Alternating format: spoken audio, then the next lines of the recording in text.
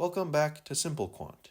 Today we will discuss tigers versus sheep, a problem inspired by the book A Practical Guide to Quantitative Finance Interviews. In TigerSheep Land, there are 1,000 tigers and only one sheep. In this magical world, each time a tiger eats a sheep, the tiger then turns into a sheep. All tigers in TigerSheep Land are perfectly rational, meaning they value surviving over eating sheep. However, tigers love eating sheep and would eat one if given the opportunity. Will the one sheep survive? Okay, let's break it down. So we have tigers and sheeps. In this problem, I've drawn the tiger and sheep a little traumatized because they've been on this island for so long. But we know we have 1,000 tigers and only one sheep. So let's see what we can do with this. The trouble with this problem is there's so many tigers and one sheep that it's kind of hard to conceptualize. So let's simplify the problem. Let's start with the example where we only have one tiger and one sheep. What happens? In this case, the tiger has no fear of being eaten if it becomes a sheep.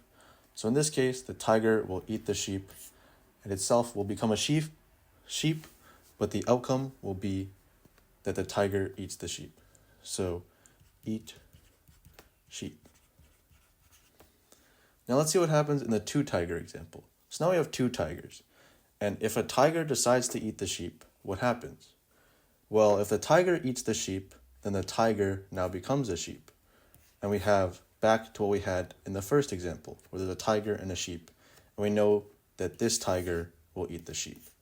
So no tiger actually wants to eat the sheep. Because if the tiger is the first one to make a move, they become a sheep and then get eaten, which is not good. So their instinct of survival overtakes their instinct to eat the sheep. And our final outcome is that you don't eat the sheep. Now let's see what happens in the three tiger example. Now in this case, if this tiger tries to eat the sheep, the tiger will then become a sheep. So what happens here? We have the tiger turn into a sheep. And now what we're left with is this previous problem, where there's two tigers and one sheep. And since we know from this previous problem, the tiger won't eat the sheep. So right here, if the tiger eats the sheep initially and becomes a sheep, it won't be eaten. So our final outcome is eat the sheep. Now let's look at the four tiger. This one just start to get quicker, but because we know the strategy we're using. So let's imagine this tiger eats this sheep. If the tiger eats the sheep, the tiger has now become the sheep. And what happens? We're left with three tigers and one sheep. This is the same scenario as what we just saw. And in this case, the tiger will eat that sheep. So we don't want to be the first tiger to eat the sheep here because we will get eaten. In this case, none of the tigers want to eat the sheep, and our outcome is that the sheep is not eaten.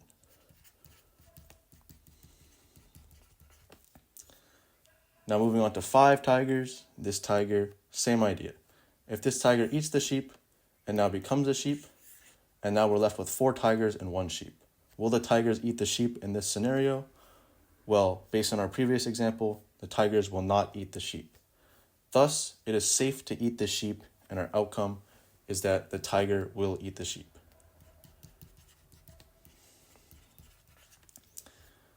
And finally, just one more example to look at, six tigers. In this scenario, if a tiger decides to eat the sheep, it turns into a sheep. There's no more tiger, and it turns into a sheep. Will it be eaten? Well, there's five tigers and there's one sheep left. And we just saw in this scenario that when there's five tigers and one sheep, the sheep will be eaten. So here we have the tiger won't want to do that because they will be eaten. So the outcome is you don't eat the sheep. So now what are our conclusions about this? So in general, we're trying to find a general case for what happens when we have tigers and sheep. So what have we seen? Well, we've seen that the sheep is eaten when there's one tiger, three tigers, and five tigers. And we've seen that the sheep is not eaten when there's two tigers, four tigers, and six tigers. And now from this, we will slowly create the generalization that the sheep will not be eaten when there's an even number of tigers, and it will be eaten if there's an odd number of tigers. So this is our main conclusion, that the sheep is only eaten if there's an odd number of tigers and not eaten if there's an even number of tigers. So let's see what this means for our actual problem.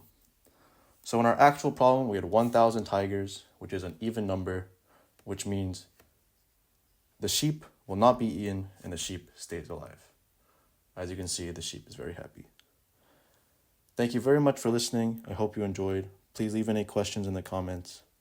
Thank you.